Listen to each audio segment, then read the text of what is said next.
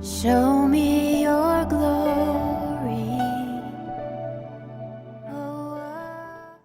오늘은 시공을 초월하신 예수님이라고 하는 주제로 여러분과 하나님의 말씀 나누기 원합니다. 자, 요한복음에는 7가지 표적과 7가지의 자기 선언이 나온다고 그랬죠. 그 중에서 7가지 표적들을 이제 다시 한번 정리를 해드리면, 첫 번째 표적은 물을 포도주로 바꾸는 표적이었어요. 이것은 질을 주장하시는 예수님을 얘기한다고 그랬죠. 물이라고 하는 질이 포도주라고 하는 질로 질적인 변화를 일으켰어요. 그 하나님이 아니라고 한다면 누구도 변화시킬 수 없는 변화를 주는 거죠. 그 다음에 오늘 이제 다루게 될 신하의 아들의 치유. 왕의 신하가 왔는데 이 왕의 신하의 아들을 치유해 주면서 거리가 멀리 있지만 네 아들이 이미 나음을 입었다라고 얘기를 하면서 치유를 해버린단 말이죠. 그러니까 공간을 초월하는 예수님을 지금 얘기를 하고 있는 거예요. 그 똑같은 공간에 있지 않아도 예수님은 일하실 수 있다 이거죠. 그 다음에 이제 38년 된 병자를 치유하는 장면이 나옵니다. 이것도 오늘 이제 다루게 될 텐데, 38년 동안이나 알아 누워서 일어날 수도 없고 움직일 수도 없는 병자예요. 근데 예수님께서 단 한 번의 말씀으로 일어나서 걸으라. 말씀 한번 해버리니까 일어나 걷더라는 겁니다.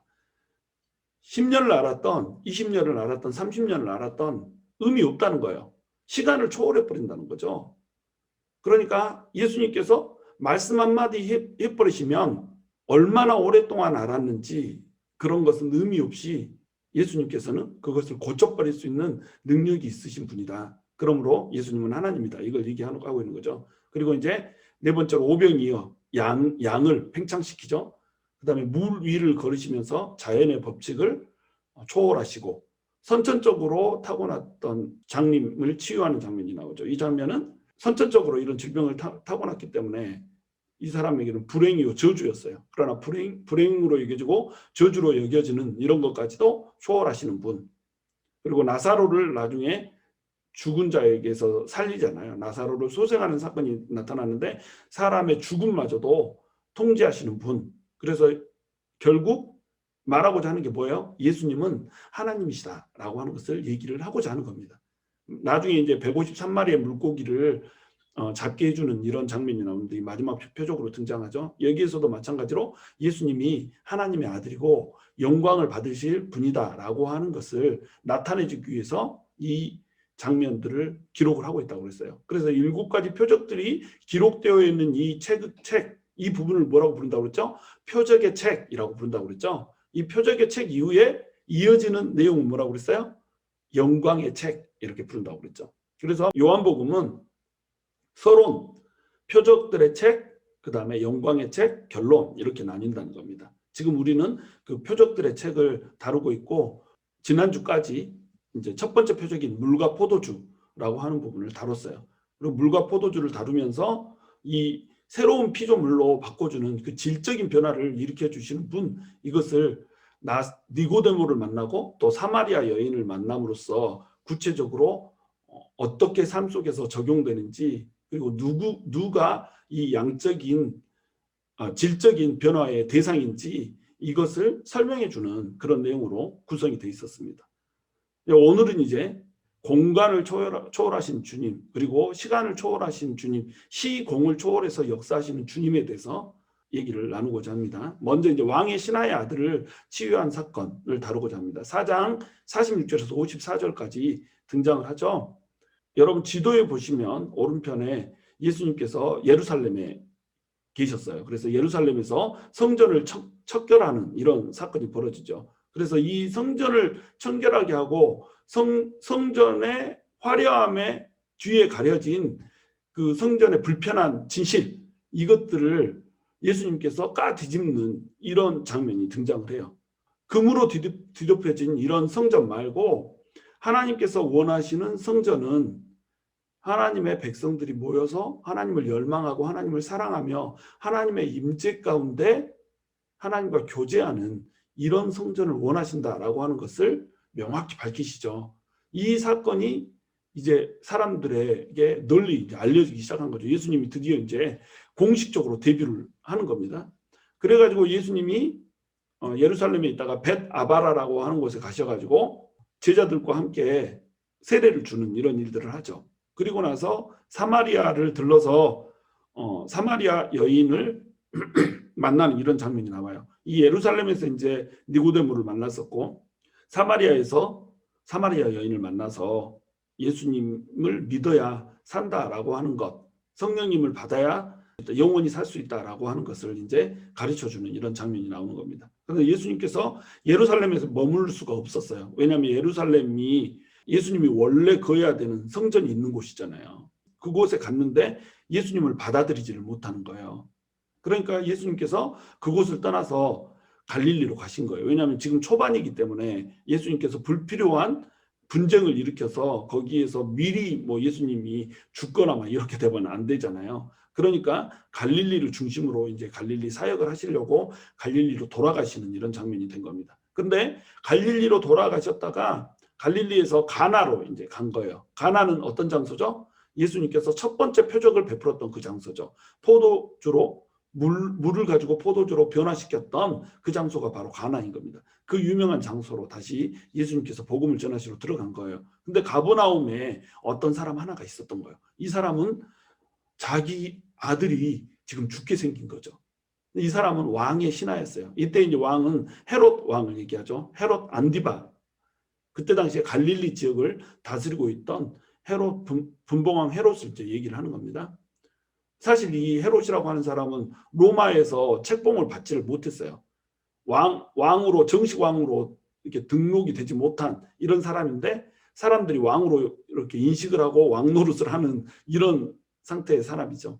이 사람의 신하였던 사람이 자기 아들이 죽게 생긴 거예요. 그래서 거의 죽게 된 이 아들을 둔 아버지가 너무나도 절실한 거죠. 왕의 신하라고 할지라도 로열 패밀리라고 할지라도 피할 수 없는 인생의 숙명이 있다는 겁니다. 그 인생의 숙명은 바로 죽음을 맞이해야 된다는 거예요. 자기 아들을 죽음으로부터 건질 수 있는 그런 능력이 사람에게 없다는 거죠. 인간의 피할 수 없는 숙명을 맞이한 한 사람이 취할 수 있는 행동이란 무엇일까요?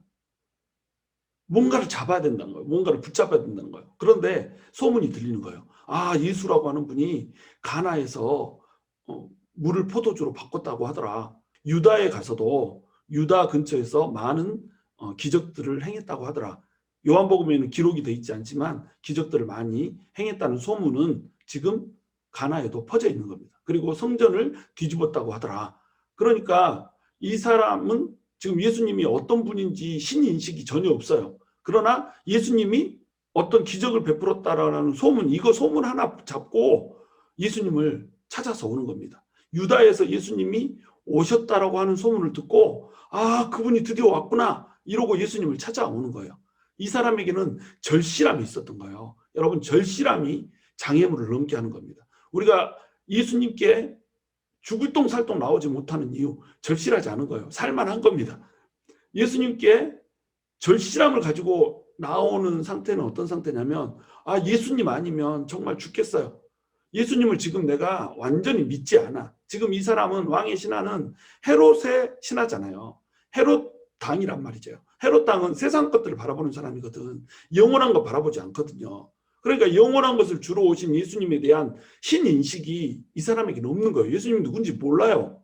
그러나 지금 절실함이 있는 거예요. 우리 아들이 살아야겠는 거야. 그러니까 예수님이 누군지 잘 몰라도 소문 하나 믿고 지금 나오는 겁니다. 지푸라기라도 잡는 그 심정으로 지금 예수님 앞에 나오는 거예요. 바로 우리에게 이 절실함이 있어야 된다는 거죠. 절실함이라고 하는 것은 우리 앞을 가로막고 있는 장애물을 넘게 하고 또한 절실함이라고 하는 것이 깊어지면 그것이 곧 예수님을 제대로 인식하게 되는 체험으로 이어진다는 겁니다. 절실함은 곧 믿음을 낳는다는 거예요. 믿음이 있기 때문에 절실한 것이 아니라 절실하니까 믿음을 필요로 하는 장소로 나올 수밖에 없다는 거예요. 그래서 예수님께서는 우리를 절실함 가운데로 또 궁지로 몰아넣으시기도 하신다는 거예요. 여기에서만 발견될 수 있는 예수님이 있기 때문에 이때 마음을 낮추고 절실하게 나오는 자는 산다는 거예요. 이 소문 하나 믿고 이 사람이 나오는 겁니다. 이 사람이 넘어서는 장애물들을 한번 봐봐요. 거리를 극복하잖아요. 가버나움에서 가나까지 무려 43km가 되거든요. 예수님이 가나로 갔다는 소문을 듣고 가버나움에서 가나까지 43km를 달려가는 겁니다. 거리를 극복해버려요. 아무리 멀어도 상관없어요. 여러분, 우리가 예수님을 만나고 싶으면 눈이 막 쌓이고 막 이래도 그 길을 뚫고 운전해서 그 예수님의 말씀이 선포되는 자리에 가잖아요. 저는 성경 공부를 하면서 눈이 쌓였다고 성경 공부를 취소해 본 적은 없거든요. 그러면 사람들이 안 올 것 같고 나 혼자 오면 어떡하지? 이렇게 걱정하면서 그 성경 공부하는 자리에 나와 있으면 한 사람도 빠짐없이 다 와요. 스물스물. 성경 공부를 사모하는 사람들, 말씀을 사모하는 사람들은 그냥 늦게 오더라도, 몇 분 늦게 오더라도 스물스물 다 나타나더라는 겁니다. 그것이 바로 절실함이거든요. 나 예수님 필요해요. 나 말씀 필요해요. 말씀을 알아야겠어요. 이게 있어야 된다는 거예요. 이게 있으면 눈길도 뚫는다는 겁니다. 43km의 그 거리를 달려온다는 거예요. 바로 이 절실함이 우리한테 있어야 된다. 그래야 우리가 제대로 된 믿음을 가질 수가 있다는 거예요. 그 다음에 두 번째로는 체면과 교만을 극복하는 겁니다. 이 사람이 왕의 신하잖아요. 예수님은 목수잖아요. 갈릴리 지방을 다스리고 있는 헤롯 왕 바로 직속 부하가 갈릴리 중에서도 나사렛 촌 사람, 그것도 목수라고 하는 직업을 가지고 있는 한 사람 앞에 나와서 주여 고쳐주소서 이러고 있단 말이죠. 목수에게 조아린 왕의 신하를 봐보세요. 아들이 죽게 생겼는데 체면이 어디 있어? 아들이 죽게 생겼는데 높아진 마음이 어떻게 있을 수가 있어요? 아들이 죽게 생겼는데 그 아들을 고쳐줄 수만 있다라고 한다면 그 사람이 거지라고 한다고 하더라도 그 사람 밑에 머리를 조아리고 고쳐주세요 이렇게 하지 않겠어요? 이것이 바로 절실함이라는 겁니다. 그분밖에 지금 붙들 수 있는 게 없는 거예요. 이 절실함 가운데서 우리가 버려야 되는 거 바로 체면과 교만이라는 거예요. 이 체면 때문에 우리가 예수님 앞에 나오지 못하는 사람들이 얼마나 많은지 몰라요. 체면 때문에 주변 사람들 보느라고 기도하지 못하고 사람들 다 기도하고 있는데 자기는 기도 못해요. 두리번 거느라고. 체면 때문에. 혹시 내가 기도하다가 울면 아, 저 사람 뭔 일 있나 보다 막 이러고 수군댈까 봐. 막 울부짖어서 기도하면 아, 저 사람 좀 너무 이상하네 막 이렇게 생각할까 봐. 울면 아유 저 사람 무슨 일이 있어서 저렇게 슬프게 운다니 이럴까 봐. 울면 마스카라 지워져 가지고 검은 눈물이 똑똑똑 흐를까 봐. 울면 콧물이 똑똑 떨어져 가지고 사람한테 더럽게 보여질까 봐. 이런 것 때문에 장벽이 생겨버린단 말이죠. 이 체면과 교만을 극복해야 비로소 예수님을 만날 수가 있는 겁니다. 그 다음에 책망을 극복해요. 왕의 신하가 와서 예수님께 우리 아들이 죽게 생겼습니다. 우리 아들을 좀 고쳐주세요 라고 얘기를 하거든요. 그랬더니 예수님께서 너희들은 표적과 기사를 보지 못하면 도무지 믿지 아니하리라 이렇게 말씀을 하세요. 유대인들은 표적 했잖아요. 내 아들의 병을 낫게 해주면 믿는 거예요. 그럼 예수님은 이 사람의 지금 패부를 알고 있는 거예요. 나를 믿지 못하고 있다라고 하는 사실을, 내가 하나님의 아들이라고 하는 사실을 아직 믿지 못하고 있다라고 하는 사실을 알고 있는 거예요. 예수님은.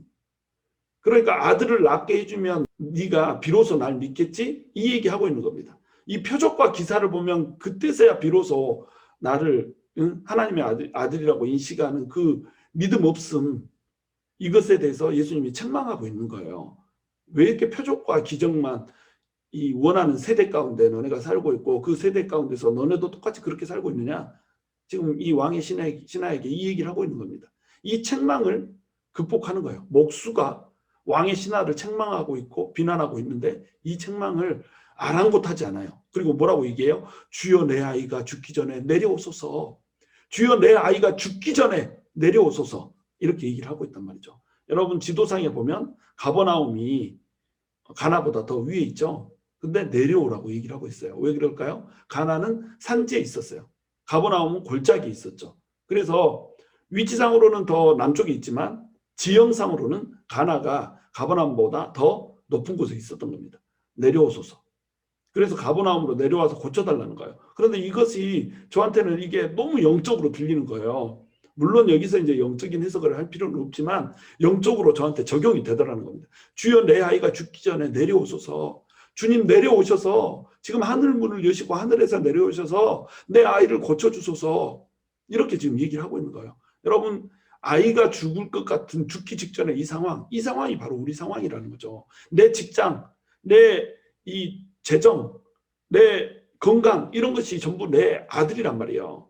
내 아들이 내 재정이 죽기 전에 내 돈이 죽기 전에 내 힘이 죽기 전에 내 건강이 죽기 전에 내려오소서 내가 죽을 것 같습니다.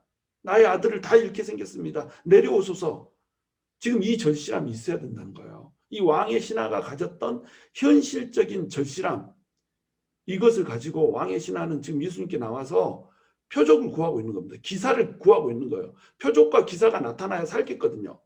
근데 표적과 기사가 아니면은 믿지 못하는 이 믿음이 잘못된 믿음이고 한심한 믿음이지만 예수님은 그거 보지 않으신다는 거예요. 절실함 가지고 그분 앞에 나오기만 하면 긍휼히 여기시고 불쌍히 여기시고 표적과 기사가 아니면 믿지 못하는 그 믿음의 연약함마저도 불쌍히 여기시기 때문에 주님께서는 개입해 주신다는 겁니다. 그래서 주님이 이제 말씀하시죠. 50절에 보시면 예수께서 이르시되 가라 내 아들이 살아있다 하시니 그 사람이 예수께서 하신 말씀을 믿고 가더니 이렇게 얘기하고 있죠. 예수님이 그곳에 직접 내려갈 필요가 없었던 거예요. 예수님께서 그 공간에 가실 필요가 없었던 거예요. 내 아들이 살아있다라고 하는 말씀 한마디면 되는 거예요. 이 말씀을 우리에게도 한 말씀 해주시면 되는 거예요. 질병에 걸려있다고 할지라도 오늘 내일 한다고 할지라도 말씀 한번 떨어지니까 어때요? 나아버리잖아요. 근데 그 사이에 예수님이 살아있다라고 하는 말씀을 하신 것과 아들이 나았다라고 하는 그 사건, 사실 그 사이에 뭐가 있어요? 그 말씀을 믿었던 이 사람의 믿음이 있었던 겁니다. 예수님께서 확신에 차서 네 아들이 살아있다라고 말씀하시는 그 말씀을 이 사람은 믿었던 거예요. 믿고 내려가는 겁니다. 눈에 보이지 않지만 예수님을 모시고 가지 못하고 나 혼자 다시 왔던 길을 돌아서 내려가지만 43km를 내려가지만 그 43km의 길은 믿음의 길인 거예요. 예수님을 찾아왔던 43km는 절실함의 길이었다면 예수님을 만나고 나서 돌아가는 43km의 길은 믿음의 길인 겁니다. 그 믿음을 가지고 기대에 차서 소망에 차서 가는 거예요. 여러분 기대와 소망에 차서 43km를 우리가 걸을 수 있어야 돼요. 43km를 나오는 그 절실함으로 주님 앞에 나와서 기도를 하는 거예요. 그리고 그 기도를 마치고 돌아가면 43km 아들이 아직 내 눈앞에 보이지 않는 나 혼자 걸어야 되는 그 시간 아들을 만나기 직전까지의 그 시간에 43km는 어떻게 해야 돼요? 믿음으로 나아가는 겁니다. 믿고 가는 거예요. 그러면 내려가는 길에서 그 종들이 오다가 만나는 거예요. 그리고 아들이 살았다. 네 아이가 살아있다 라고 하는 말을 전하게 되는 겁니다. 그럼 믿음이 일하는 겁니다. 믿음이 일하는 거예요. 우리 안에 예수님께 기도했으면 너희가 기도했으면 기도한 것이 이루어졌음을 믿으라라고 말씀하잖아요. 우리 안에 믿음이 없다는 거죠. 실컷 기도해놓고 그 일이 그대로 이루어지면 할렐루야 하는 게 아니라 놀렐루야 막 이러잖아요. 그래가지고 자기가 먼저 기절해버리고 막 기적이 일어나면은 너무 놀라가지고 그 기적 때문에 심장마비 걸려서 죽게 생겼고 이렇게 되면 안 된다는 겁니다. 52절 보시면 그 낫기 시작한 때를 물은즉 어제 7시에 열기가 떨어졌나이다 하는지다. 여기 7시는 이제 더하기 6을 하라고 그랬죠. 오후 1시. 예수님을 만난 시각이 오후 1시인 거예요. 오후 1시에 예수님이 네 아이가 살아있다 라고 얘기를 한 거예요. 그래서 53절에 그의 아버지가 예수께서 내 아들이 살아있다 말씀하신 그때인 줄 알고 자기와 그 온 집안이 다 믿으니라 이렇게 나와 있죠. 예수님께서 말씀하신 그 오후 1시에 아들이 나았다는 얘기를 들은 거예요. 자기는 43km를 믿으면서 돌아갔어요. 그런데 하나님 예수님께서 말씀하신 그 일이 다시 내 눈앞에 보여지니까 어때요? 이 믿음이 진짜 믿음이 되는 겁니다. 이때의 믿음은 아들이 낳을 것을 믿고 가는 믿음하고 달라요. 지금 아들이 낳을 것이다라고 하는 믿음은 예수님께서 말씀하신 대로 아들이 낳을 거라는 걸 믿은 거예요. 그 한 사건을 믿은 겁니다. 그런데 지금 아들이 낳는 것을 목격하고 난 다음에 자기와 그 온 집안이 다 믿었다라고 나오잖아요. 이미 믿고 가더니 이렇게 나와 있는데 그 다음에 보면 자기도 믿었다고 이렇게 나오잖아요. 그 왕의 신하도 믿었다고 나오잖아요. 그러니까 믿음이 다른 믿음 얘기하고 있는 겁니다. 지금 예수님께서 말씀하셨던 그 기적이 일어날 거라고는 예고를 믿었던 거고 지금은 예수님을 자기의 주로 믿은 거예요. 지금 우리가 예수님을 체험해야지 믿을 수가 있는 거예요. 내가 체험한 만큼 믿음의 수준이 달라진다는 거예요. 내가 오늘 한 가지를 체험한 예수님, 그때 가지는 믿음과 두 가지, 세 가지, 네 가지, 10가지를 체험한 예수님, 그때 가지는 예수님은 다르다는 거예요. 똑같은 예수님만 내 안에 느껴지는 예수님은 질적으로 다르다는 겁니다. 그러니까 우리가 예수님을 체험을 하면 할수록 어때요? 우리의 믿음이 깊어진다는 거예요. 우리의 믿음의 크기가 달라진다는 겁니다. 하나님을 온전히 이식하는 사이즈의 그 믿음을 우리가 가질 수가 있어야 되죠. 그러니까 믿음은 체험이라는 거예요. 예수님께서는 표적과 기사를 찾는 그 믿음을 악하다고 얘기해요. 음란하고 폐역한 세대가 표적을 구하나니 이렇게 말씀하시면서 그 표적을 구하는 믿음이 악하다고 그래요. 그런데 예수님께서는 계속 표적과 기사를 펼쳐주세요. 표적과 기사를 바라보는 믿음이 악하다면서 표적과 기사를 펼쳐주거든요. 왜? 표적과 기사가 있어야 믿으니까. 48절에 얘기하잖아요. 너희들은 표적과 기사가 아니면 도무지 믿지 못하리라. 이게 사람들의 수준이란 말이죠. 하나님의 말씀이 떨어지면 그냥 믿어야 되는데 그 말씀대로 믿지를 못하고 표적과 기사가 있어야지 비로소 하나님의 아들이라고 예수님을 인정을 하고 믿더라는 거죠. 그 믿음 없음, 그 나약함, 이것을 예수님이 아시기에 그 믿음에 대해서 책망을 하시면서도 예수님께서는 지속적으로 보여준단 말이에요. 왕의 신하에게 책망을 했지만 결과는 어때요? 아들이 낳는 걸 표적으로 보여줬잖아요. 그러니까 그와 그 온 집안이 다 믿게 된 거예요. 여러분, 예수님께서는 표적과 기사를 통해서라도 우리를 믿게 해주기를 원하세요. 우리의 믿음 없음을 도와주기를 원하세요. 주님은 표적과 기사를 통해서 일하세요.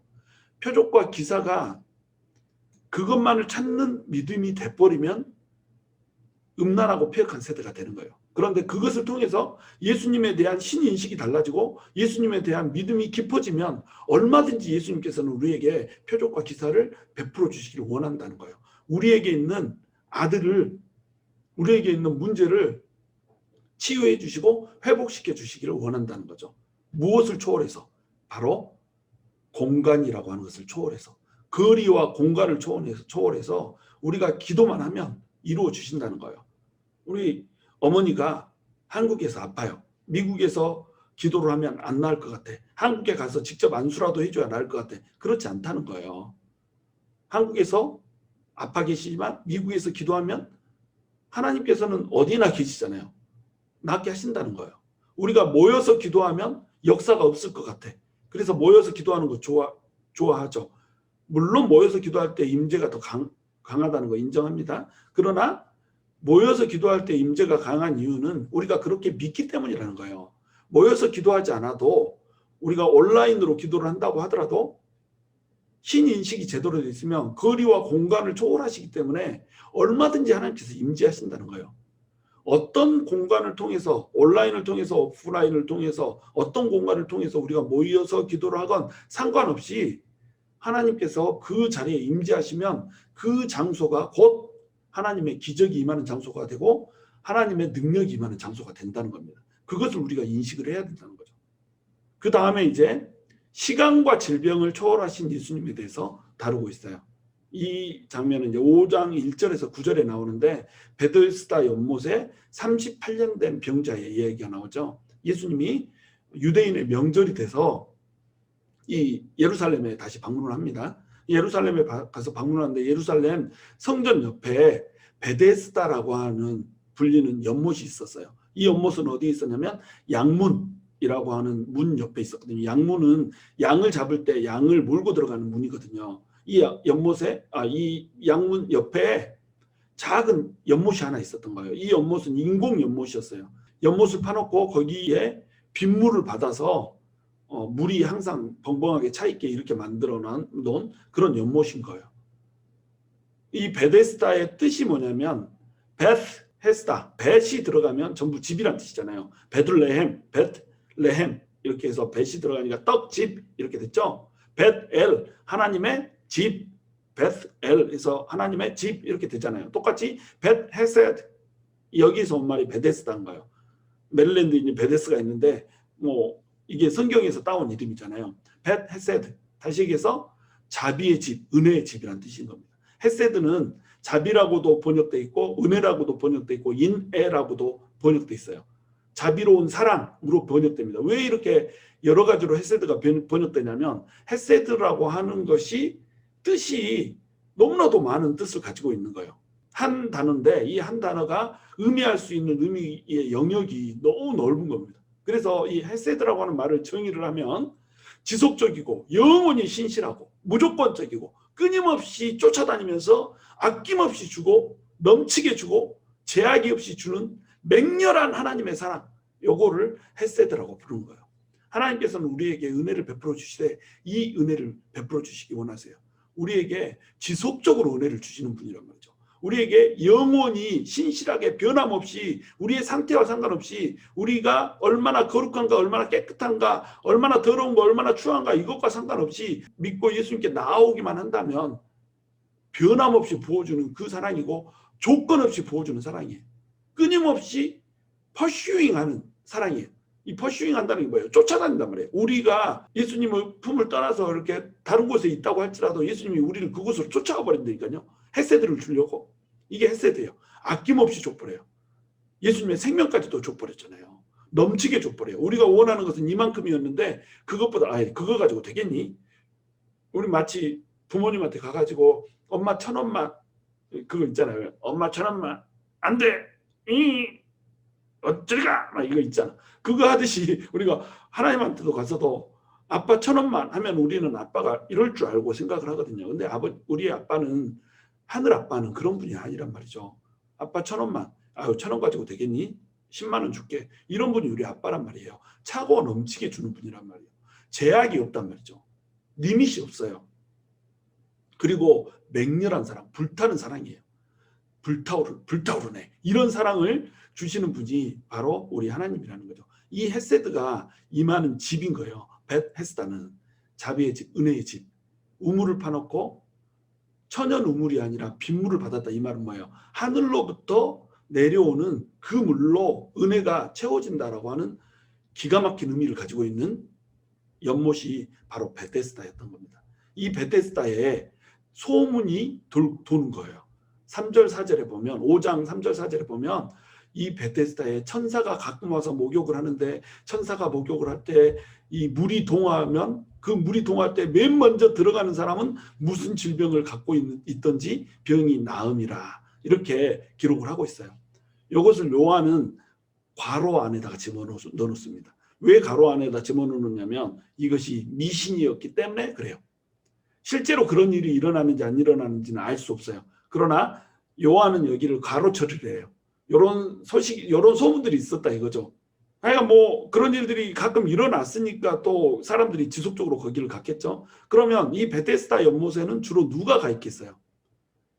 자, 양문 앞에 있어요. 그러면 양을 사고 짐승을 사고 짐승들이 들어가는 이런 문이에요. 그럼 짐승들의 냄새가 나고 사고 팔고 하고 소란하고 막 이러니까 건강한 사람들이 이곳에 갈 일이 있겠어요? 없겠어요? 없죠. 짐승을 살 일이 아니면 제사를 지내려고 그 짐승을 가지고 들어가는 일이 아니면 이곳에 갈 일이 없다는 겁니다. 그런데 이곳에 예수님께서 찾아가시는 거예요.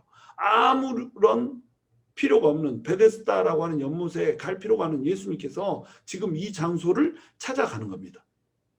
이 장소에 만나야 될 사람이 하나 있는 거예요. 이 사람이 누구냐면 38년 된 병자였던 거예요.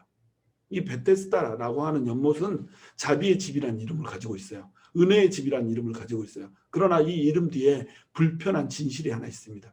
이 연못은 너무나도 공평해 보여요. 왜 공평해 보이냐? 누구에게나 들어갈 기회가 있어요. 들어가기만 하면 낫는 겁니다. 누구에게나 기회가 있어요. 그 다음에 두 번째는 누구든지 들어가면 자비를 얻어요. 세 번째로는 물이 동하는 시점, 즉 자비의 시점을 아무도 모른다는 거예요. 전부 다 제로 베이스인 겁니다.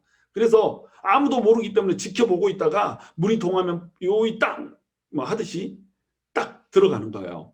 이게 물이 동하는 시점을 아무도 모른다는 이것 때문에 공평해 보인다는 겁니다. 그러나 이 연못에 공평이 있을까요? 이 연못에 자비가 있을까요? 이 연못에는 헛된 소망만 있고 자비는 없다는 거예요. 이 연못은 천사의 이름으로 지금 벌어지고 있는 1등을 향한 헛된 꿈과 경쟁만 있는 거예요. 천사가 이곳에 와서 목욕을 하면 물이 동할 때 들어가면 된다라고 하는 이 꿈이 헛된 꿈이라는 거죠. 그래서 이 헛된 꿈, 아무도 이룰 수 없는 헛된 꿈을 가지고 서로 먼저 들어가려고 다툼을 하는 거예요. 그러면 서로 먼저 들어가려고 다툼을 한다. 38년 된 이 병자는 어때요? 지금 몸을 움직일 수 없는 사람이잖아요. 딱 누워서 이렇게 움직이지 못하고 있는데 발톱 무좀 걸린 사람이 확 뛰어들어가. 그래서 병이 나오는 거예요. 목에 담 걸린 사람이 확 뛰어들어가. 그러면 평생 누워있는 이 사람은 고침을 받지 못하고 계속 거기에 누워있어야 되잖아요. 그러면 이 누워있는 사람 입장에서는 얼마나 이 사람이 야속하겠어요. 야, 그 발톱 무좀 좀 갖고 살면 어때? 응? 어떤 사람은 치질 걸린 사람 들어가서 딱 나와서 나오고, 아니 좀 그거 안고 살면 어떠나? 담 걸린 거 그것 때문에 거기 뛰어든다고? 이렇게 되지 않겠어요. 그래서 이 헛된 꿈과 경쟁 때문에 서로에 대한 질시가 생기고 서로에 대한 원망이 생기고 불평이 생기고 경쟁으로 인해서 나타나는 분쟁이 생긴다는 거예요. 자, 이 상황 어디서 많이 본 상황 아니세요? 지금 우리 세상이 이런 겁니다. 지금 38년 된 병자는 이스라엘을 상징하고 있어요. 이스라엘은 38년 동안 죄 때문에 광야를 방황해야 했잖아요. 마찬가지로 이 사람이 38년 동안 질병으로 고통받았던 거죠. 그러면 이스라엘을 봐보세요. 이스라엘이 40년 동안 광야 생활을 했잖아요. 출애굽을 해가지고 시내산에 도착을 해서 시내산에서 11개월 정도인가를 보내잖아요. 그리고 가데스 바네아로 올라가서 가데스 바네아에서 반역을 하잖아요. 이 가데스 바네아에서부터 가나안에 들어가기까지의 시간이 38년이란 말이죠. 가데스 바네아에서 가나안 땅을 정탐한 사람들이 이 땅은 우리가 취할 수 없는 땅이고 거민을 삼키는 땅이고 우리를 여기서 죽게 만들려고 이쪽으로 인도한 이런 땅이다 막 이런 식으로 악평을 해버리잖아요. 근데 백성들이 이 사람들의 말을 듣는단 말이죠. 이 땅은 우리가 차지할 수 있고 하나님께서 우리에게 허락하셨기 때문에 저것은 우리의 땅이고 우리의 밥이다 이렇게 얘기하는 여호수아와 갈렙의 얘기를 듣지 않았단 말이죠. 그것이 명백히 하나님을 거역한 죄가 됐던 겁니다. 그러니까 그 죄 때문에 38년 동안 광야를 방황을 해야 했던 거예요. 근데 이 베데스다의 연못에 누워있는 자, 일어나지 못하는 자가 어때요? 정확히 죄로 인해서 38년 동안 고통을 받아야 했던 거예요. 일어나지도 못한 채 누워있는 겁니다. 이것이 이스라엘의 자화상인 거예요. 너네가 지금 이 38년 된 병자라는 거죠. 죄로 인해서 일어나지 못하고 있는 너네의 모습이라는 거죠. 약속의 땅에 들어가지 못하고 배회를 해야 됐던 그것이 이스라엘 백성이라고 한다면 지금 현재 너희도 똑같이 그런 존재다 이거예요. 이거를 지금 이 베데스다 연못 앞에서 물속으로 들어가기를 바라지만 들어가지 못하고 있는 헛된 꿈을 꾸는 38년 된 병자의 이미지로 제시를 해주고 있는 겁니다. 그리고 마침내 이 38년 된 병자는 또 누구를 그려내고 있어요? 죄인된 현대인들의 자화상을 그려내고 있는 거예요.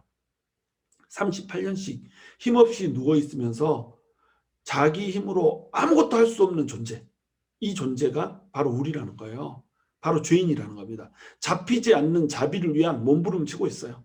아무도 도와주지 않아요. 이 사람을 누군가가 여기다가 데려다 줘야 될 거 아니에요. 자기가 사는 곳에서 베데스다 연못에다 데려다 주는 사람이 있으니까 여기 누워있을 거 아니에요. 그러면 이 사람이 데려다 줬으면 이왕이면 물이 동할 때까지 기다렸다가 훅 던져주고 가면 되잖아요. 근데 물이 언제 동할 줄 알아. 물이 언제 동할 줄 모르니까 기다릴 수가 없는 거예요. 자기도 먹고 살아야 될 거 아니에요. 이 사람은 베데스다 연못에 데려다 주는 거 이것만으로도 지금 훌륭한 도움을 주고 있는 겁니다. 다들 자기 먹고 살기 바빠요. 그래서 우리가 도움의 손길을 누군가가 도와주기를 애타게 바라고 누군가가 나의 손을 잡아주기를 기다리고 있지만 자기들이 먹고 살기 바쁘기 때문에 아무도 손길을 내줄 수 없고 도와주고 싶지만 자기 코가 썩잖아. 도와줄 수가 없는 거예요. 그러니까 아무도 도와주지 않는 외로움 가운데 사람들이 살아야 되는 거예요. 잡히지 않는 자비를 향해서 나는 몸부림을 쳐야 되고 어제나 오늘이나 기다리면서 오매불망 나에게도 쨍하고 해뜰 날이 오겠지. 쨍하고 해뜰 날 돌아온단다를 수천 번을 내리까도 1000번을 접어야만 하게 되는 사연을 부르면서 종이약을 1000개씩 1000번을 접어도 이루어지지 않는 헛된 꿈. 그런데 아무도 도와주지 않는 이 외로움, 그 외로움 가운데 살고 있단 말이죠. 불성실하지도 않아요. 성실하게 그 자리에서 연못을 내다보고 있어요. 그러나 결실이 없다는 겁니다. 열매를 맺을 수가 없는 이런 삶. 이게 우리 인생이잖아요. 이 인생 가운데 지금 누가 오신 거예요? 예수님이 등장을 하시는 겁니다. 와달라고 얘기한 적 없어요. 이 사람 예수님 누군지도 몰라요. 그저 그 속에 들어가면 나을 거라는 그 헛된 망상으로 거기에 누워 있는 겁니다. 근데 여기에 우리 주님이 찾아오는 거예요. 거짓 베데스다에 참 베데스다가 등장을 한 겁니다. 이 연못은 거짓 베데스다였어요. 이름은 자비의 집이고 이름은 은혜의 집이었지만 자비도 없고 은혜도 없는 이런 곳이 이 연못이었단 말이죠. 이 연못에 진짜 베데스다가 나타나는 거예요. 정말 자비의 집, 은혜의 집이신 예수 그리스도가 나타난 거예요. 그분이 와서 이제 묻습니다. 내가 낫고자 하느냐? 내가 낫고자 하느냐? 이렇게 물어봐요. 근데 이 사람이 뭐라고 대답하죠? 내가 이 물속에 들어가고자 하나 내가 움직일 수가 없고 이 물속으로 나를 누군가가 집어넣어주는 사람이 없나이다. 이렇게 대답을 하고 있어요. 예수님이 누군지를 전혀 모르죠. 낫게 해줄 수 있는 분이라는 걸 몰라요. 지금 이 사람한테는 어느덧 목적이 치유에 있는 게 아니라 물속에 들어가는 것에 있는지도 몰라요. 물속에 들어가야 되겠는 거예요. 남보다 먼저 들어가야 되겠는 거예요. 입수가 목적인 거죠. 치유라고 하는 목적이 지금 망각된 거예요. 낫고자 하느냐 하면은 낫고자 합니다. 대답하면 되잖아요. 그런데 이 사람은 그것을 망각하고 있는 거죠. 여러분, 예수님은 사람들의 심령을 다 꿰뚫어 보고 알고 있잖아요. 이 사람이 낫고 싶어 한다라고 하는 거 알아요? 몰라요? 알죠. 이 사람한테 네가 낫고자 하느냐 물어보면 이거 모독이죠. 당연하지. 당연히 낫고 싶지. 이걸 왜 물어봐. 근데 예수님께서는 이 사람에게 물어본다는 거예요. 왜 그러냐면 신락 같은 소망에 불꽃을 당겨주고 싶은 거예요. 나 낫고 싶어요. 그런데 나을 수가 없어요. 이 사람은 자기가 안 된다는 거 알아요. 그 물속에 들어갈 수 없다는 거 알아요. 모든 사람이 먼저 뛰어들어간다는 거 알아요. 그러나 그곳에 있는 거예요. 왜? 혹시나 하는 마음이 있는 겁니다. 신락 같은 소망이 있는 거예요. 꺼져가는, 그러나 아직은 신락 같은 이 소망이 있는 거예요. 그 소망에 예수님께서 질문 하나로 불꽃을 던져준 거예요. 네가 낫고자 하느냐? 그러니까 이 사람이 대답을 하는 겁니다. 나 물에 들어가고 싶어 죽겠어요. 이렇게. 우리가 목적이 1등인가요? 참 행복인가요? 우리 목적이 참된 행복을 얻고자 하는 겁니까? 아니면 그 행복을 줄 만한 것, 어떤 과정, 이런 것들을 추구하고 이런 것들을 차지하는 것이 목적입니까? 많은 사람들이 참 행복을 지향하지 못하고 행복으로 이르게 할 것 같은 거짓 형상들을 쫓아요. 돈을 쫓기도 하고 사람을 쫓기도 하고 명예를 쫓기도 하고, 그러나 행복에 결코 도달할 수가 없어요. 잡으려고 해도 잡혀지지가 않네. 우리 참 소망의 근원은 뭐예요? 우리 참 행복의 근원은 뭡니까? 연못입니까? 예수입니까? 거짓 베데스다입니까? 참 베데스다입니까?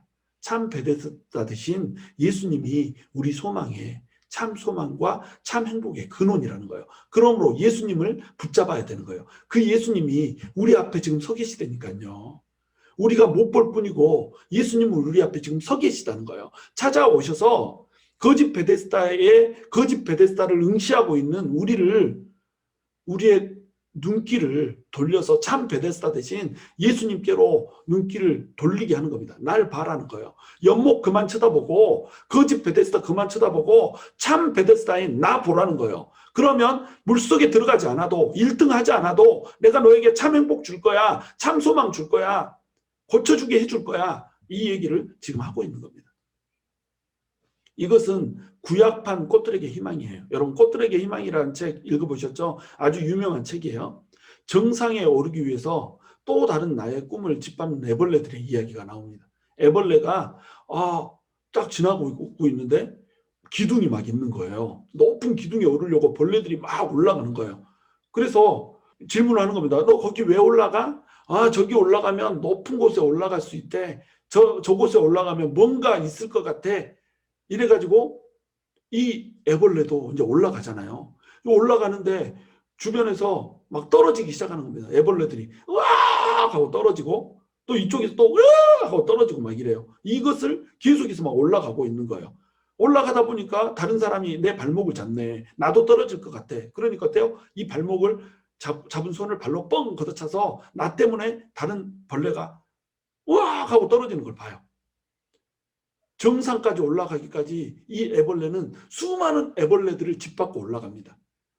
꿈틀대고 올라가는 나와 똑같은 꿈을 갖고 있는 이 애벌레들을 짓밟고 올라가서 정상 꼭대기에 올라가요. 대통령이 된 거죠.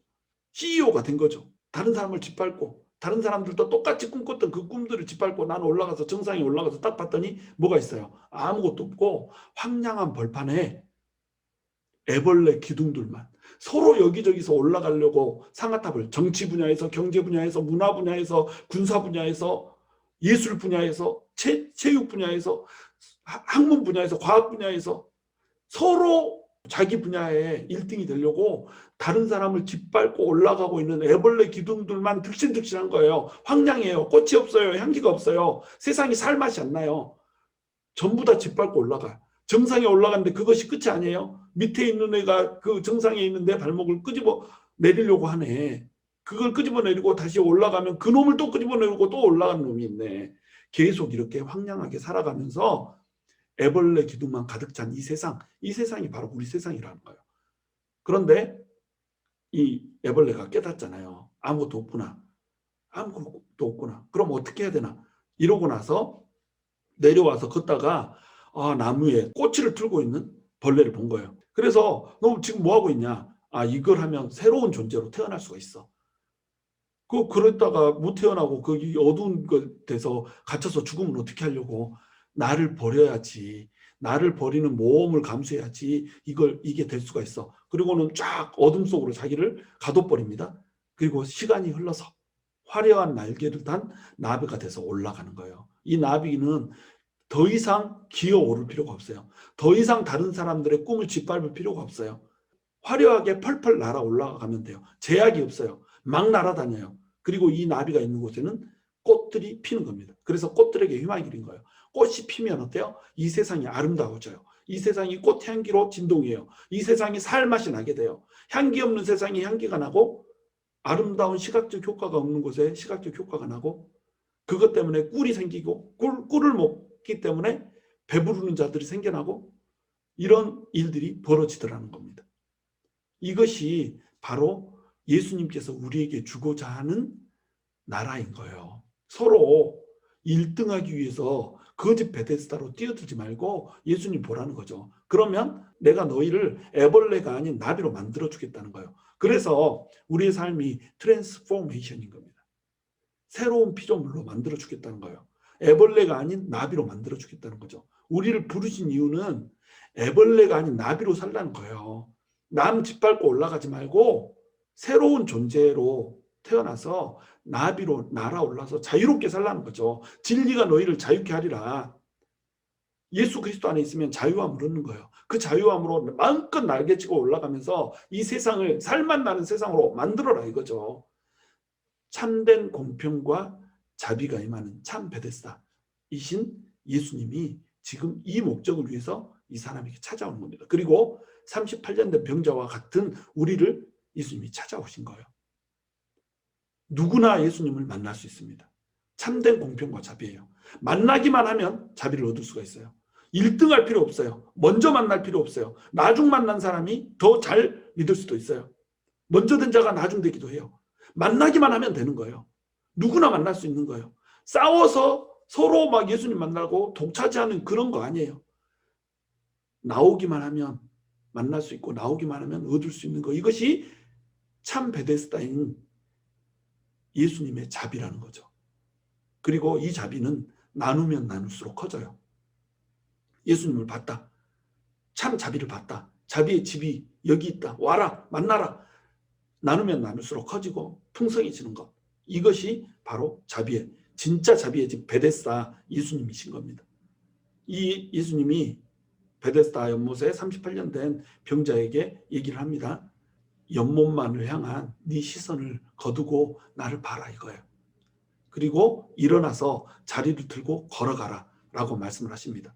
지금 네가 가지고 있는 그 자리를 들고 걸어가라 이렇게 얘기하는 거예요. 38년 동안 누워서 아무것도 못하고 있는 이 환자에게 자리를 들고 일어나 걸어가라는 거예요. 우리 지금 몇 년인지도 모르게 아무것도 하지 못한 채 누워서 움직이지 못하는 우리, 돈 때문에, 빚 때문에 사업이 열리지 않고, 또 질병 때문에, 사람들과의 관계 때문에, 답답한 내 속에 있는 이 어두움 때문에, 정말로 이렇게 나에게 밀려드는 우울감 때문에 내가 어쩔 수 없이 몸을 움직이지 못하고 꼼짝달싹 못한 채 누워있는 그런 사람이라 할지라도 자리 들고 일어나라는 거예요. 네 자리 들고, 네 직업 들고, 네 재능 들고, 네 돈 들고, 네 시간 들고 일어나라는 거예요. 그래서 하나님의 영광을 위해서, 하나님의 영광을 향해서 걸으라는 거예요.